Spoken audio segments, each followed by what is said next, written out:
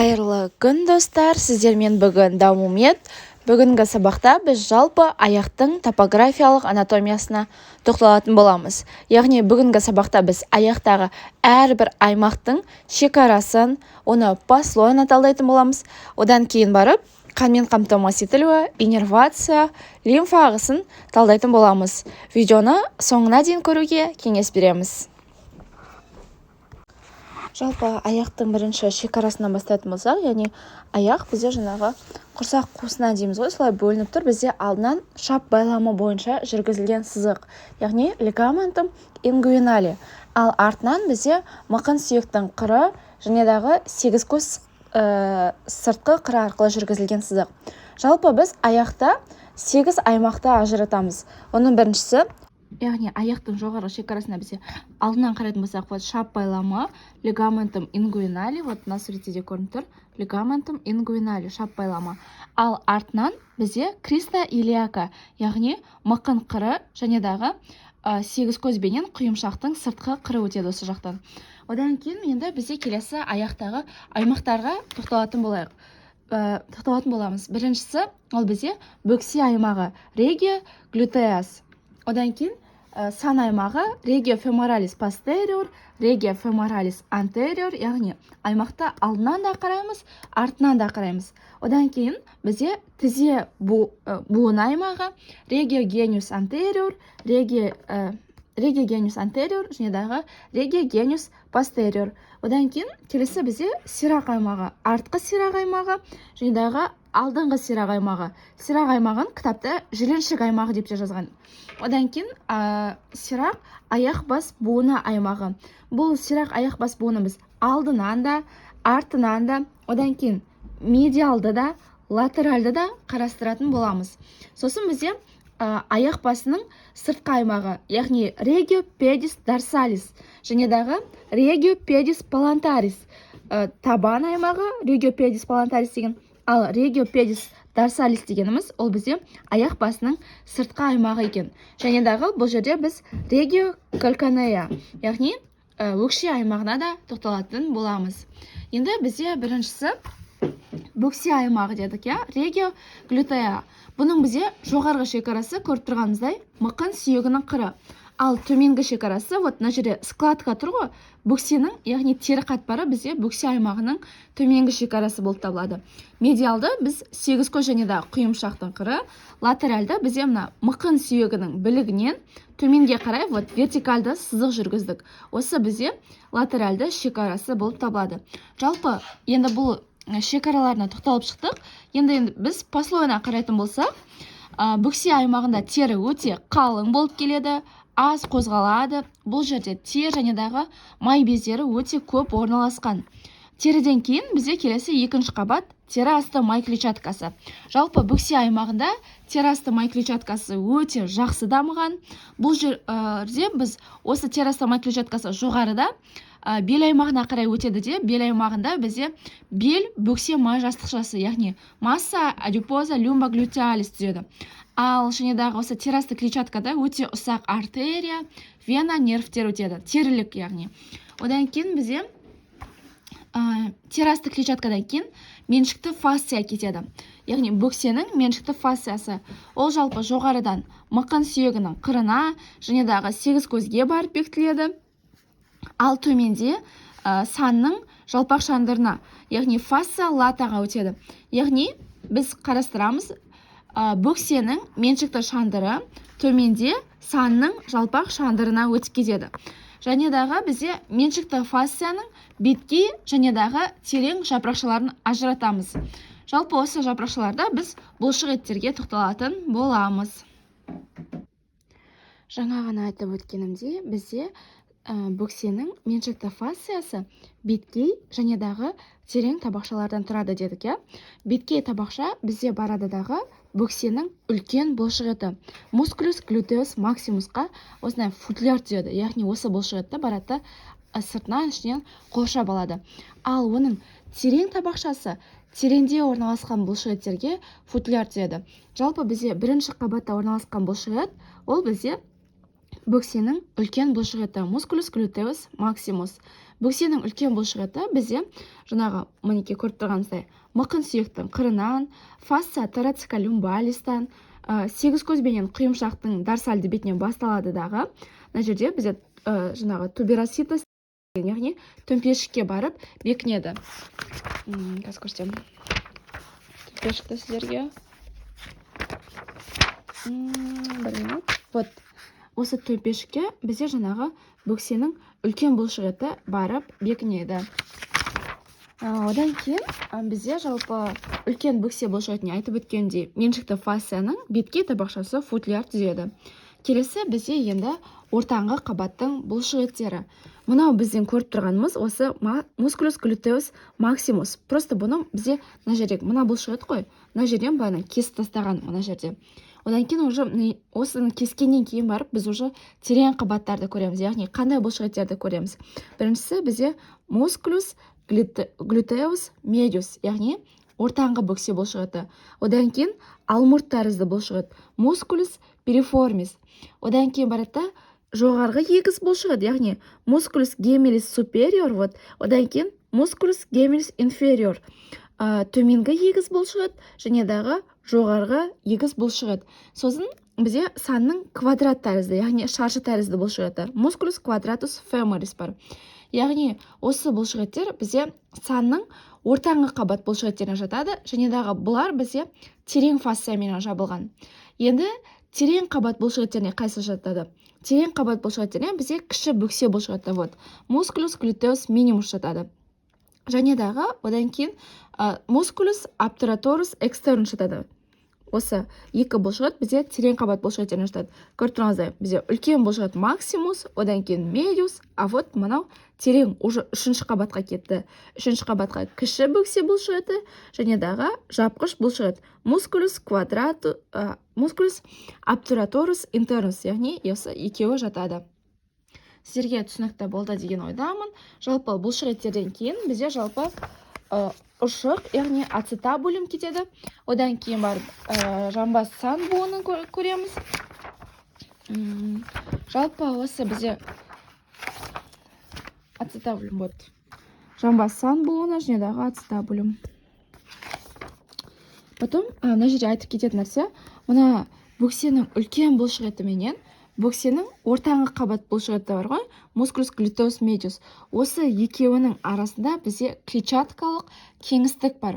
Жалпы осы клетчаткалық кеңістік арқылы бізде көрші аймақтармен байланысады бөксе аймағы. Және дағы бұл клетчаткалық кеңістіктердің байланысу жолдарын айтып өтейін. Қазір мен сіздерге басқа суреттерден көрсететін боламын тесіктерді. Алмұрт үсті және дағы алмұрт асты тесік арқылы клетчаткалық кеңістік кіші жамбас қуысымен байланысады. Шондана тесік арқылы шондана анал шұңқырымен байланысады.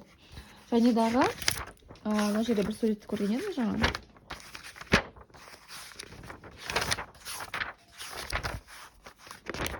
Вот. Мына жерде көріп тұрғанымыздай, мынау бізде шондана нерві ғой. Нервус ишхиадикус. Вот. Осы нервтің бойыменен көріп тұрмыз, мынау бізде бөксе аймағынан шығып тұр ғой. Осы нервтің бойыменен клетчаткалық кеңістік бізде санның артқы аймағымен байланысады. Яғни бөксе аймағында ірің болып жатыр. Осы нервтің бойымен бізде санның ірің артқы аймағына өтеді деген сөз. Және де жаңағы алмұрт үсті, алмұрт асты тесіктер арқылы кіші жамбас қуысына өтеді. Кіші шондана тесік арқылы шондана анал шұңқырына ірің өте алады. Жалпы қабаттарын талдап бітті. Енді қан тамырларымен нервтерге тоқталатын боламыз. Жалпы бөксе аймағын қанмен қамтамасыз ететін артерия, вена және дағы нервтендіретін нервтердің барлығы бізде мына көріп тұрмыз ғой. Надгрушевидное отверстие, подгрушевидное отверстие. Яғни алмұрт үсті тесіктен, алмұрт асты тесіктен және дағы соның астындағы стрелка шондана тесігінен шығады екен. Бұл суретті осы тесіктерді примерно визуально білу үшін көрсетіп отырмын. Қазір сіздерге әрбір осы тесіктерден шығатын артерияларға тоқталатын боламыз. Яғни жалпы түсінік болу үшін көрсетіп отырмын. Алмұрт үсті тесіктен қай артериялар шығатынын, алмұрт асты тесіктен қандай артериялар шығатынын білуге оңайлау болады деп ойлаймын. бөксе аймағын қанмен қамтамасыз ететін артерияларды енді суреттен көрсетейін сіздерге. Бізде алмұрт үсті тесіктен шығатын жоғарғы бөксе артериясы, артерия глютея супериор. Ол бізде кіші жамбас қуысында мықын артериясынан бөлінеді. Жалпы бұл алмұрт үсті тесіктен шыққаннан кейін барады да, бізде алмұрт бұлшықетін мускулус периформисті қанмен қамтамасыз етіледі.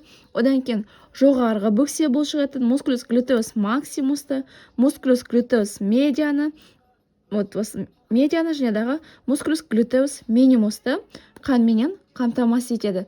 Ал бұл жерде аттас веналар өрім түзіп жүреді және дағы жоғарғы бөксе артериясын жауып жатады.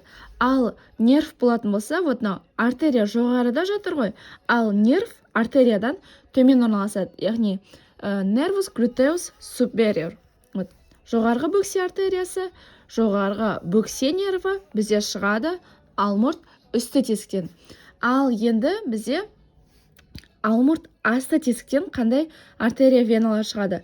Жалпы алмұрт асты тесіктен бізде артерия глютеева инфериор, нервус глютеус инфериор, яғни төменгі бөксе артериясы, төменгі бөксе нерві шығады. Және дағы бұл жерде ең ірі нервтердің бірі нервус ишхиатикус, яғни шонданай нерві шығады. Шонданай нервінің қасында бізде бірге жүретін нервус кутанеус феморис постериор, яғни артқы санның терлік нерві жүреді. Одан кейін бізде бұл жерде айтатын нәрсе, төменгі бөксе артериясы, артерия глютея инфериор бізде жоғарғы бөксе артериясына қарағанда жіңішкелеу болып келеді. Және дағы артерия бізде аттас вена менен төменгі бөксе нерві менен қоршалған. Және дағы төменгі алмұрт асты тесіктен бізде жыныс қантамыр нерв шоғыры, яғни артерия вена пуденда интерна және дағы нервус пудендус тоже алмұрт асты тесікте медиалды орналасады. Жалпы осымен біз бөксе аймағының қан тамырларын шығатын жерлерін, қанмен қамтамасыз ететін жерлерін түсіндік деп ойлаймын. Келесі енді біз жамбас сан буыны, осы жерде орналасқан ең маңызды буынның бірі тоқталатын боламыз. Артикуляция кохая деп аталады. Келесі жамбас сан буыны, артикуляция кохая. Жалпы бізде жамбас сан буыны орналасу жағынан екі аймақталып жатыр, яғни бөксе аймағын және дағы алдыңғы сан аймағын. Бұл буын бізде жамбас сүйегінің ұршық тәрізді ойығы, яғни ацетабулум менен ортан жіліктің басынан түзілген. Жамбас сан буыны жалпы оның капсуласы жан жағынан бұлшық еттермен қоршалған, яғни алдынан бізде мықын бел бұлшық еті, мускулус илиопсоус, артынан ішкі жапқыш бұлшық ет, мускулус обтураторикус интернус, егіс бұлшық ет бар, мускулус гемели. Одан кейін мускулус квадратус феморис бар, ал медиалды мускулус пектинеус болса, латеральды мускулус ректус феморис қосылған.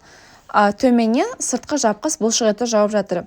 Жалпы бұл жамбас сан буыны бізде құрайтын сүйектердің арасында розар нелатының шартты сызығы арқылы көрсетіледі. Яғни осы буынның проекциясы дейміз ғой. Жалпы бұл сызық бізде мықын сүйегінің қыры, алдыңғы қыры, яғни спина илиака антериор супериористан басталып, шондана сүйегінің төмпешігіне тубер ишхиатикумға дейін жүргізіледі. Жалпы нормада осы сызық бойында үлкен ұршықтың ұшы орналасады. Жалпы жамбас сан буыны бізде буын ішілік және дағы буыннан тыс байламдарды ажыратады. Буын ішілік байламдарға бізде лигаментум трансверсус ацетабули және дағы лигаментум капитус феморис жатады. Ал буыннан тыс байламдарға мықын сан байламы, қасаға сан байламы, шонданай сан байламы және дағы дөңгелек зона альбекулі жатады. Жалпы жамбас сан буынының бізде алдыңғы әлсіз жерлерінен біз айта аламыз лигаментум илиофеморали және дағы лигаментум пубофеморали, яғни мықын сан байламын және дағы қасаға сан байламын айта аламыз. Жалпы осы байламдар арқылы бізде ірің мықын бел бұлшық еті мускулус илиопсоус арқылы бізде осы бұлшық еттің артқы бетіменен бел аймағына қарай кете алады, проксимальды тарап кетеді. Және дағы ұршық арқылы бізде ірің дистальды тарап кетуі мүмкін осы байландардың арқасында. яғни осы байламдар бізде жамбас сан буының алдыңғы әлсіз жері болып табылады. Және дағы жамбас сан буының артқы әлсіз жеріне біз шондонай сан байламын айта аламыз. Лигаментум ишхиофеморали. Оны суреттен табылмадым мен жалпы бұл байламды. Лигаментум ишхиофеморали бізде артқы әлсіз жер болып табылады. Ол бізде сыртқы жапқыш бұлшықет мускулус обтураторус экстернуста орналасады. Және дағы артқы әлсіз жердің іріңі сыртқы жапқыш бұлшықеттің фасциальды фуртляра арқылы санның медиалды аймағына, яғни медиалды ложаға, немесе қазақша құндаққа өтеді де, осы жерден ірің бізде жапқыш канал арқылы кіші жамбас қуысына өтеді. Жалпы бізде жамбас сан буынын қанмен қамтамасыз етеді. Санның терең артериясы бар, одан кейін артерия обтураторис, яғни жапқыш артериясы, және дағы артерия глютеалис супериор, яғни бөксе артериясы арқылы жүзеге асырылады. Буын жалпы бізде сан, шондонай, жапқыш нервтерменен иннервацияланады. Осымен біз бөксе аймағының топографиялық анатомиясын толығыменен талдап болдық. Жалпы назар қойып тыңдағандарыңызға үлкен рахмет. Каналдың лекцияларын алғыларыңыз келсе, төмендегі ссылка бойынша өтіп, Telegram каналға жаза аласыздар. Келесі бөлімде біз санның алдыңғы артқы аймағын және дағы тізе аймағының топографиялық анатомиясына тоқталатын боламыз. Сау саламатта болыңыздар.